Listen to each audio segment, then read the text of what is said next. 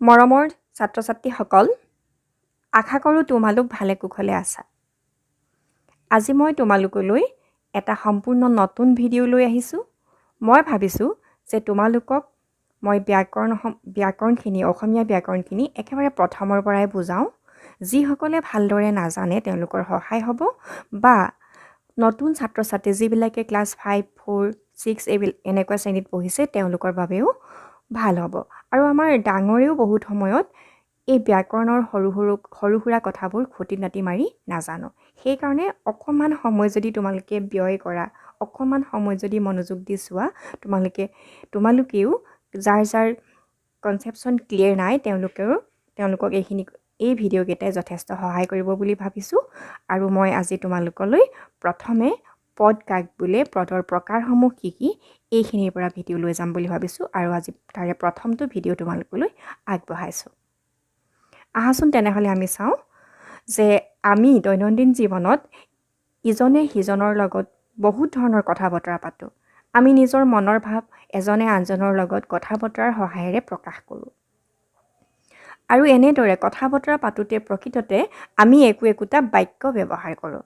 ধৰা মই যদি তোমাক লগ পালোঁ, প্ৰথমে সুধিলোঁ তুমি কেনি যোৱা, তোমাৰ ভালনে, কি কৰি আছা, তুমি কোন ক্লাছত পঢ়িছা, বা তোমালোকেও তেনেকৈ তোমালোকৰ লগৰ বন্ধু এজনক বা দৈনন্দিন জীৱনত মই চাহ খাওঁ, মই স্কুললৈ যাওঁ, মই শুই উঠিছোঁহে, এনেধৰণে আমি বিভিন্ন বাক্যই ব্যৱহাৰ কৰোঁ। আৰু এই বাক্যত ব্যৱহাৰ হোৱা প্ৰতিটো শব্দকে একোটা পদ বোলা হয়। আমি পদৰ পৰাই আৰম্ভ কৰিম বুলি কৈছোঁ যে এই বাক্যবিলাক আমি যদি মন কৰোঁ তেনেহ'লে দেখিম যে কিছুমান শব্দৰে গঠিত আৰু এই শব্দবিলাকে এটা নিৰ্দিষ্ট ক্ৰম অনুযায়ী একোটা বাক্য গঠন কৰে। যেতিয়া আমি এই শব্দবোৰ আমি নিৰ্দিষ্ট ক্ৰমত সজাওঁ, এটাৰ পিছত এটাকৈ সজাওঁ, তেতিয়াহে ই এটা সম্পূৰ্ণ অৰ্থ প্ৰকাশ কৰে আৰু এটা সুন্দৰ বাক্য গঠন হয়। এনেদৰে পদবোৰে নিৰ্দিষ্ট ক্ৰমত বহি পৰস্পৰ সম্বন্ধ স্থাপন কৰিলে বাক্যই সম্পূৰ্ণ অৰ্থ প্ৰকাশ কৰে। এতিয়া আমি যদি এটা কুৱেশ্যন আহে যে পদ কাক বোলে, তেতিয়া তাৰ সংজ্ঞা হিচাপে আমি লিখিব লাগিব যে বাক্যত ব্যৱহাৰ হোৱা প্ৰতিটো শব্দকে একোটা পদ বোলা হয়। এতিয়া আমি চাম পদৰ প্ৰকাৰ। অৰ্থভেদে বা সিহঁতৰ কামৰ ওপৰত নিৰ্ভৰ কৰি পদসমূহক মূলতঃ 5টা ভাগত ভাগ কৰা হৈছে। এয়া তোমালোকে নিশ্চয় জানাই। যিবিলাক সৰু সৰু ল'ৰা ছোৱালী তেওঁলোকে মাত্ৰ নাজানিব পাৰে। তথাপি আমি আকৌ এবাৰ চাই লওঁ আহাচোন, 4-5 মিনিটৰ সময়। পদসমূহক 5টা প্ৰধান ভাগত ভাগ কৰা হৈছে। সেইকেইটা হৈছে বিশেষ্য, বিশেষণ, সৰ্বনাম, ক্ৰিয়া আৰু অব্যয়। আমি যিমানবিলাক কথা কওঁ, যিমানবিলাক শব্দ ব্যৱহাৰ কৰোঁ, এই গোটেইবোৰ শব্দ এই 5টাৰে যিকোনো এটা ভাগত পৰি যাব। কিছুমান শব্দৰ আমি প্ৰথমে পদসমূহক দুটা মূল ভাগত ভাগ কৰা হৈছিল। প্ৰথমটো হৈছে সব্যয় আৰু দ্বিতীয়টো অব্যয়। অব্যয়বোৰ হৈছে এনেকুৱা, ধৰা মই আৰু তুমি কামটো কৰিম। এই আৰুটো আমাৰ কেতিয়াও সলনি নহয়। নেক্সট নহ'লে বা আমি ক'লোঁ যে যদি তুমি আহা তেতিয়াহে মই যাম। এই যদিটো কেতিয়াও সলনি নহয়। বাকীখিনি শব্দ ইফাল সিফাল হ'ব পাৰে। ময়ো হ'ব পাৰে, আমি হ'বগে পাৰে, তুমিতো তোমালোক হ'ব পাৰে, এনেকৈ চেঞ্জ হ'ব পাৰে। খাওঁ কথাটোতো ক'বই নালাগে, খাম, খাইছিলোঁ, খালোঁ, এনেকুৱা বিভিন্ন ভাগ হয়। আৰু কিন্তু এই অব্যয়বিলাক যদি আৰু এনেকুৱাবিলাক কেতিয়াও সলনি নহয়, সেইবিলাকক অব্যয় পদ বুলি কোৱা হয়। আৰু বাকীখিনি সব্যয়বিলাকক যিবিলাকক আমি ধৰা আমাৰ ক্ৰিয়াপদবিলাক বা বিশেষ্য পদবিলাক আমি ইয়াৰ ৰূপ সলনি হ'ব পাৰে, সেইবিলাকক সব্যয় বুলি কোৱা হয়। বাৰু সেইখিনি মই তোমালোকে বুজিবৰ কাৰণে ক'লোঁ। আকৌ এই সব্যয় যিখিনি পদ আছে সেইবিলাকক দুটা ভাগত ভাগ কৰিছে, নাম পদ আৰু ক্ৰিয়াপদ। ক্ৰিয়া বুলি ক'লে বুজায় যে আমি যিবিলাক পদে কিবা এটা কাম কৰা বা হোৱা বুজায়, সেয়া হৈছে ক্ৰিয়া। আৰু নাম পদ বুলি ক'লে মানুহৰ নাম, বস্তুৰ নাম, প্ৰাণীৰ নাম, সেইবিলাক হৈছে নাম পদ। নাম পদবিলাকৰ দুটা ভাগত হ'ব, বিশেষ্য আৰু সৰ্বনাম, আৰু লগতে আহিলে তোমাৰ নাম পদৰ বিশেষণ। এই তিনিটা নাম পদৰ ভিতৰত পৰিল। ঠিক আছে, তেনেহ'লে ইয়াৰ পিছত আমি ইহঁতৰ সংজ্ঞাখিনি চাওঁ আহা। আমি প্ৰথমেই চাম বিশেষ্য পদ। বিশেষ্য পদ কাক বোলে? নাম বুজোৱা পদসমূহকে বিশেষ্য পদ বোলা হয়।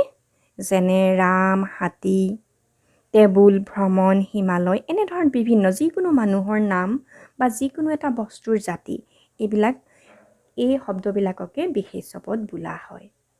এই বিশেষ্য পদসমূহকো আকৌ 5টা ভাগত ভাগ কৰা হৈছে তেওঁলোকৰ গুণ অনুসৰি। সেই 5টা ভাগ হৈছে সংজ্ঞাবাচক বিশেষ্য, গুণবাচক বিশেষ্য, ক্ৰিয়াবাচক বিশেষ্য, বস্তুবাচক বিশেষ্য আৰু সম্বন্ধবাচক বিশেষ্য। ইয়াৰে প্ৰথমটো ভাগ হৈছে সংজ্ঞাবাচক। সংজ্ঞাবাচক বিশেষ্য বুলিলে কি বুজো আমি সেয়া প্ৰথমে চাই লওঁ। যিবিলাক বিশেষ্য পদে কোনো এটা বস্তু বা প্ৰাণীৰ নাম বুজায় তাকে সংজ্ঞাবাচক বিশেষ্য পদ বোলা হয়। সংজ্ঞাবাচক বিশেষ্যকো আকৌ 2টা ভাগত ভাগ কৰা হৈছে, সাধাৰণ আৰু বিশেষ সংজ্ঞাবাচক। ইয়াতে সাধাৰণ বুলি ক'লে সমূহ শ্ৰেণীক বুজায়, যেনে মানুহ বা হাতী বা টেবুল বা ধৰা কুকুৰ বা আমি মেকুৰী বা গৰু, এইবিলাক প্ৰাণীৰ নামটো যেতিয়া কওঁ। মানুহ বুলি ক'লে যিকোনো এজন বিশেষ মানুহক নুবুজাওঁ, পৃথিৱীত যিমান মানুহ আছে এই সকলোখিনিকে আমি মানুহ বুলি বুজোঁ। তেনেকুৱা হ'লে সেই পদবিলাকক সাধাৰণ সংজ্ঞাবাচক বুলি কোৱা হয়। একেদৰে হাতী বুলি ক'লে আমি এটা বিশেষ হাতীক নুবুজাওঁ, যিমান হাতী আছে সকলোকে আমি বুজাওঁ। কাৰোবাৰ ঘৰৰ হাতীটোৰ নাম ধৰা ৰংমন বুলি ক'লে তেতিয়া আমি বুজিম ধৰা সেই হাতীটো নিৰ্দিষ্টকৈ যেতিয়া হ'ব তেতিয়া সি হৈ যাব বিশেষ সংজ্ঞাবাচক। ধৰা মানুহ বুলি ক'লে আমি সকলো মানুহক বুজিম, তাৰ ভিতৰত ধৰা আমি ৰমেন বুলি ক'লোঁ, যদি ধৰা ৰমেন এজন ভাল মানুহ, তেতিয়া আমি এজন বিশেষ ব্যক্তিক বুজিম। বা কোনোবা এজনী ছোৱালীৰ নাম ক'লোঁ, ধৰা আমি ৰীতা এজনী ভাল ছোৱালী, বা মই ৰীতাহঁতৰ ঘৰলৈ যাম, বা আমি ক'লোঁ যে গীতালীয়ে ভাল গান গায়। গতিকে নিৰ্দিষ্টকৈ যেতিয়া বুজাব তেতিয়া সি হৈ যাব বিশেষ সংজ্ঞাবাচক। আৰু সাধাৰণভাৱে ক'লে ধৰা আমি মহিলা বুলি ক'লে সকলো মহিলাক বুজিলোঁ, কাউৰী বুলি ক'লে সকলো কাউৰীক বুজিলোঁ, চৰাই বুলি ক'লে সকলো চৰাইক বুজিলোঁ, তেনেকুৱা হ'লে তাক কোৱা হ'ব সাধাৰণ সংজ্ঞাবাচক। তেনেহ'লে তোমালোকে নিশ্চয় বুজিছা যে সাধাৰণ সংজ্ঞাবাচক বুলি ক'লে যিকোনো এটা প্ৰজাতিৰ প্ৰাণীক নামটো যেতিয়া কোৱা হ'ব তেতিয়া সি হ'ব সাধাৰণ সংখ্যাবাচক। ধৰা আমি পৰ্বত বুলি যদি ক'লোঁ, পৃথিৱীৰ যিমান পৰ্বত আছে সকলো পৰ্বত বুলি ক'লে আমি যিকোনো এটা পৰ্বতক বুজিব পাৰোঁ, মানে সকলো পৰ্বত, সেইটো সাধাৰণভাৱে কোৱা হ'ল। যদিহে আমি ক'লোঁ যে এটা বিশেষ পৰ্বত, ধৰা হিমালয়, ধৰা বিন্ধ্য পৰ্বত, তেতিয়া কিন্তু এটা নিৰ্দিষ্ট পৰ্বতকে আমি বুজাইছোঁ, তেতিয়া সি হৈ যাব বিশেষ সংজ্ঞাবাচক। ধৰা আমি একেদৰে চাইকেল বুলি ক'লে যিমান চাইকেল আছে সকলো বুজালোঁ, কিন্তু মোৰ চাইকেলখন বুলি ক'লে এটা বিশেষ হৈ যাব, গতিকে তেতিয়া হ'ব আমাৰ বিশেষ সংজ্ঞাবাচক। গতিকে নিশ্চয় তোমালোকে বিশেষ সংজ্ঞাবাচক বিশেষ্য আৰু সাধাৰণ সংজ্ঞাবাচক বিশেষ্য নিশ্চয় বুজি পালা। ইয়াৰ পিছতে আহিলে গুণবাচক বিশেষ্য। কিছুমান বিশেষ্য পদৰ চাক্ষুষ ৰূপ নাই, ভাৱগত অৰ্থহে আছে। চাক্ষুষ ৰূপ নথকা কিন্তু ভাৱগত অৰ্থ থকা বিশেষ্য পদসমূহকে গুণবাচক বিশেষ্য বুলি কোৱা হয়। এই পদে অন্য বিশেষ্য পদৰ ধৰ্ম, গুণ, স্বভাৱ আদি বুজায়। যেনে লৰালি, বেজালি, শিক্ষকতা, ৰোগ, সুখ, দয়া আদি। ধৰা এতিয়া আমি ক'লোঁ লৰালি বস্তুটো আমি চকুৰে দেখা বস্তু নহয়, বেজালি বুলি ক'লে আমি সেইটো চকুৰে দেখা বস্তু নহয়, বা শিক্ষকতা বুলিয়ে ক'লোঁ, এইবিলাক একোটা ইয়াৰ ভাৱগত অৰ্থ আছে। শিক্ষকে যি বুজায়, যি পঢ়ায় সেয়া হৈছে শিক্ষকতা। বেজে যিখিনি কৰে সেয়া হৈছে বেজালি। ল'ৰাকালৰ যিবিলাক হাঁহি ধেমালি বা লৰালি কাল, সেই সময়খিনি কোৱা হয় লৰালি। বা ৰোগ বুলি ক'লে আমি চকুৰে নেদেখোঁ, তাৰ লক্ষণসমূহ বা আমি ৰোগী এজনক লক্ষণসমূহ দেখোঁ বা আমি ৰোগীজনকহে দেখোঁ। একেদৰে সুখ বুলি ক'লে বা দয়া বুলি ক'লে আমি সেই এটা নিৰ্দিষ্ট ভাৱক বুজি পাওঁ, গতিকে সেয়া হৈছে তাৰ ভাৱগত অৰ্থ আছে কিন্তু চকুৰে আমি নেদেখোঁ। যেনে মানুহ বুলি ক'লে এজন মানুহক আমি দেখিলোঁ, টেবুলখন বুলি ক'লে আমি দেখিলোঁ, সাগৰখন বুলি ক'লে আমি দেখিলোঁ, কিন্তু বেজালি, শিক্ষকতা, লৰালি এইবিলাক এই গুণখিনিক আমি নেদেখোঁ। গতিকে এইখিনি এনেকুৱা বিশেষ্য পদবিলাককে কোৱা হয় গুণবাচক বিশেষ্য। বিশেষ্যৰ 3 নম্বৰ প্ৰকাৰটো হৈছে ক্ৰিয়াবাচক বিশেষ্য। ইয়াৰ সংজ্ঞাটো হ'ব এনেধৰণৰ: যিবিলাক বিশেষ্য পদে ক্ৰিয়াৰ কাৰ্য বুজায় তাকে ক্ৰিয়াবাচক বিশেষ্য বোলা হয়। ক্ৰিয়া মানে হৈছে কি যে কোনো এটা কাম, যেনে খোৱা ক্ৰিয়াৰ কাৰ্যৰ নাম হৈছে খাৱন। খোৱা বুলি ক'লে আমি এইটো এটা ক্ৰিয়া, কিন্তু এই খোৱা কামটোক যেতিয়া আমি কওঁ সেই কাম হিচাপে ক'বলৈ গ'লে, কাৰ্য হিচাপে ক'বলৈ গ'লে সি হৈ যাব খাৱন। ৰাক্ষসৰ খাৱনেৰে খাইছে, ধৰা সেই খাৱন শব্দটো, তেতিয়া সি হ'ব খাৱন শব্দটো হ'ব ক্ৰিয়াবাচক বিশেষ্য।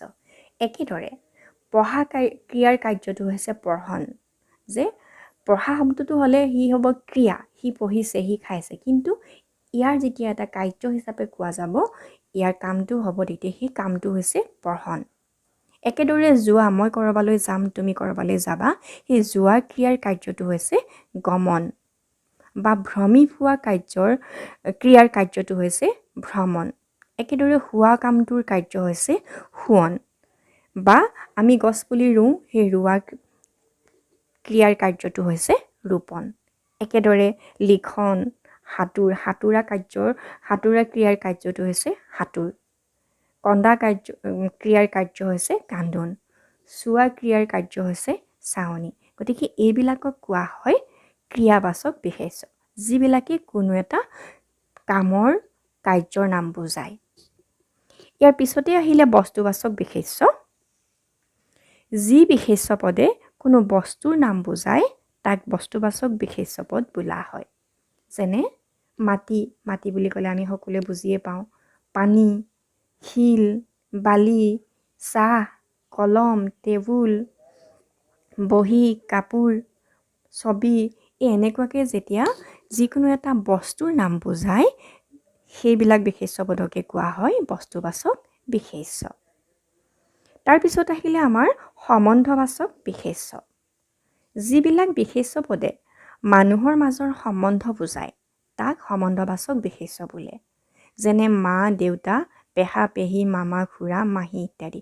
ধৰা এতিয়া আমাৰ দুজন মানুহৰ মাজত এটা সম্বন্ধ যেতিয়া থাকে, এখিনি মানুহৰ মাজত ধৰা যেতিয়া সম্বন্ধ নাথাকে, সেইজন মানুহক আমি তেওঁৰ নামেৰে কওঁ। কিন্তু এজন মানুহ, মোৰ ঘৰৰ কাষৰ মানুহ, তেওঁৰ লগত মোৰ এটা সম্বন্ধ আছে। তেওঁ কি হয় মোৰ? তেওঁ মোৰ খুৰা হয়। তেওঁ মোৰ কি হয়? তেওঁ মোৰ খুৰী হয়। তেওঁ মোৰ ককা হয়। তেওঁ মোৰ ভাইটি হয়। তেওঁ মোৰ ভণ্টি হয়। এনেদৰে যেতিয়া সম্বন্ধ বুজায় যিবিলাক বিশেষ্য পদে, সেই বিশেষ্য পদবিলাকক কোৱা হয় সম্বন্ধবাচক বিশেষ্য।